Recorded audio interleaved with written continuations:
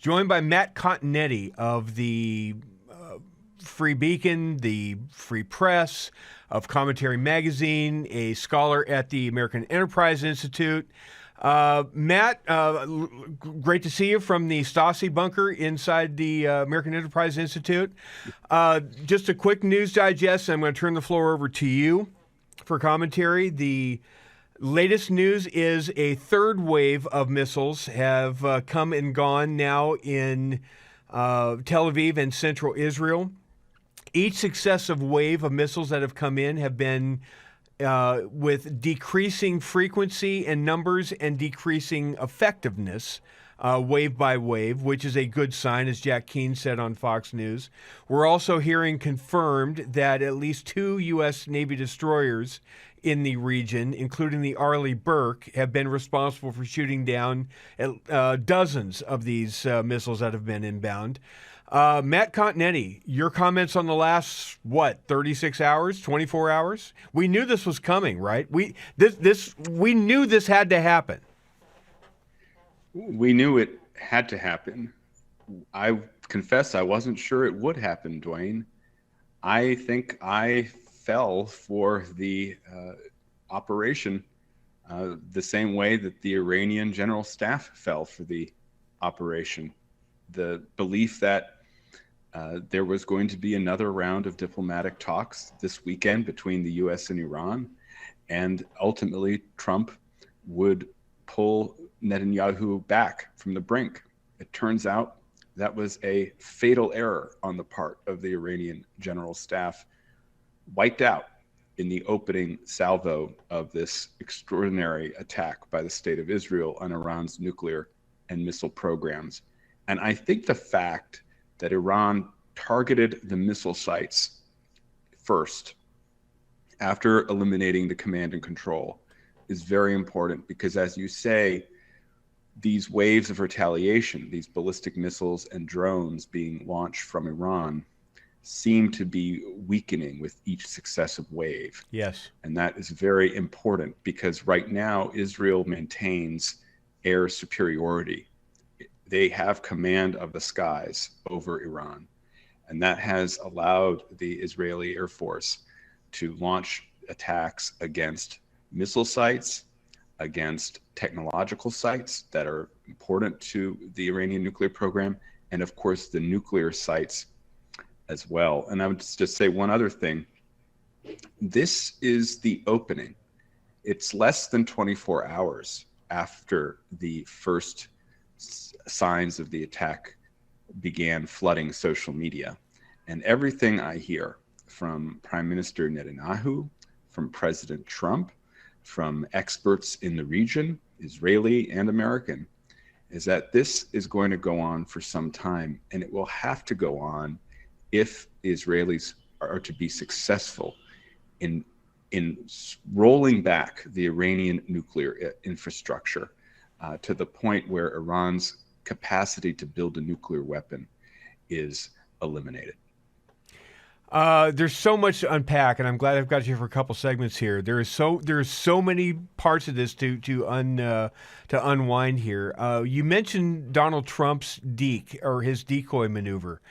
So is he going to get credit in D.C. and Manhattan? Or are they going to try to spin this as, well, Donald Trump, some diplomat he is, nobody in the world respects him anymore. He can't even control Benjamin Netanyahu.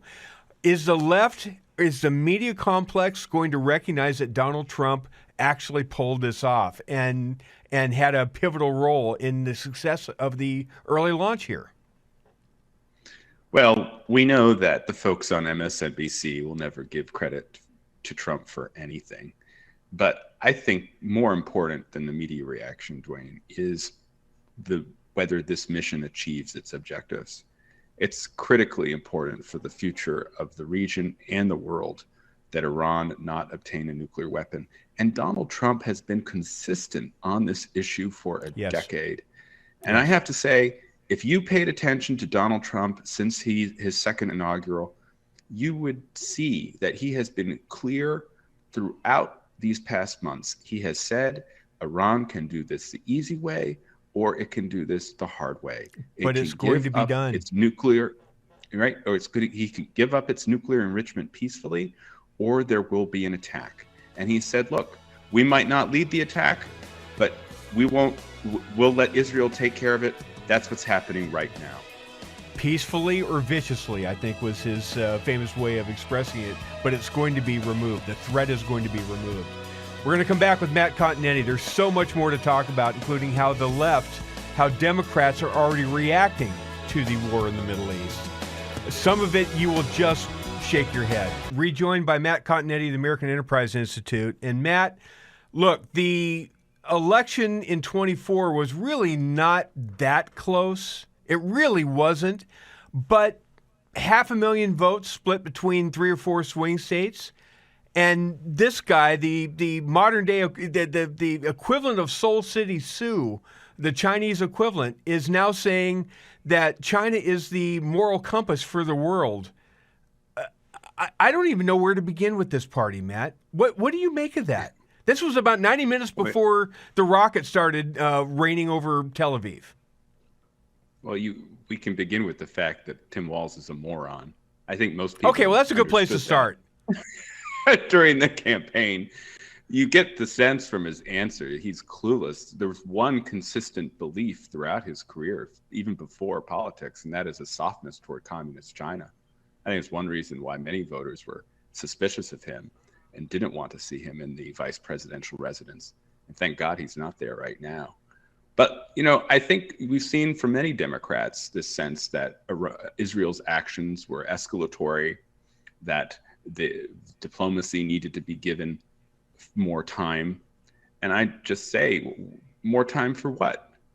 Everyone understood that the Ayatollah was playing for time. In the past week, the UN nuclear agency, the IAEA, said that Iran was enriching toward dangerous levels and then pronounced Iran in violation of the Nuclear Non-Proliferation Treaty. Out of compliance. So they're out of compliance. And we know that they were hiding. Plus, they began, as President Trump said, to become more aggressive, even announcing in the day prior to Israel's Operation Lion Rising that they were going to create another secret enrichment facility, even more heavily fortified than the Fordow facility, which is buried inside a mountain. So Israel had ample reason to launch this strike. And it's a blow for world peace that Israel is launching. Iran is the greatest sponsor of terror in the world. Its proxies were behind the October 7th attack. Iran and its proxies have kidnapped and murdered Americans since the Islamic Revolution in 1979. And so I think President Trump is absolutely right to say that he supports Israel, to say that this opening salvo in the campaign has been excellent, and to order our U.S. destroyers in the region to help Iran bring down these Iranian ballistic missiles before that they can destroy civilian lives in population centers. By the way, Dwayne, just looking at the images coming from Israel as it repels these ballistic missile attacks from Iran is justification for what Israel is doing. Because imagine that one of those missiles that got through had a nuclear warhead. That's why this is an existential issue for the state of Israel, our historic ally with such close ties between the two countries. And it's why President Trump is absolutely right to say that Iran had its chance, could still come to what I think is so fascinating about Donald Trump is, Dwayne, you know this, he's still offering an olive branch to the Iranians. In his statements, he's saying, look, if you want to do this peacefully, we can do it peacefully. But of course, the Ayatollah Khamenei and the mullahs and what's left of the Iranian military structure, they don't want to do it peacefully. They want the bomb, and now they're going to fight not just for the bomb, but for the very existence of this revolutionary terrorist regime. So you're absolutely right about Donald Trump's sincerity and consistency on this issue. He this morning had a couple of different Truth Social regimes to that effect, saying I gave them a chance. They still have a chance. They could get there right now if they would just take yes for an answer.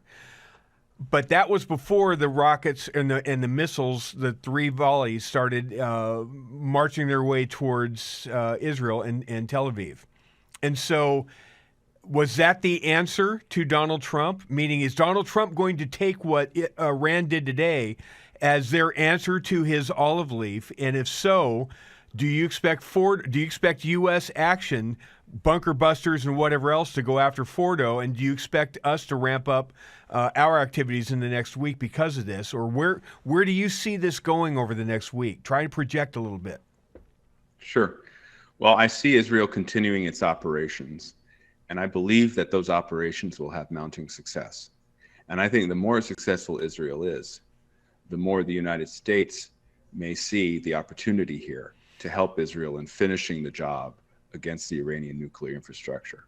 But I also know this about Donald Trump. He does not want to get involved in other foreign wars. That has been a consistent principle in his career. Yep. And it has been the correct principle for his political longevity. Americans do not want new wars. So the biggest mistake Iran could make right now is to target U.S. assets in the region, to kill an American. When Iranian proxies killed Americans in the end of 2019, that's when Trump took out the head of the IRGC, Qasem Soleimani. Yep. If Iran or the Houthis target, or the militias in Iraq, kill an American, that won't be the end of the Iranian nuclear program. It will be the end of the Ayatollah Khomeini. So the choice is Iran's. It still is. About 30 seconds left. How much sleep do you think Khomeini got last night, and how much sleep do you think he's going to get over the next week? Well, I don't know where he is. I'm sure it's in as secure a location as they might find.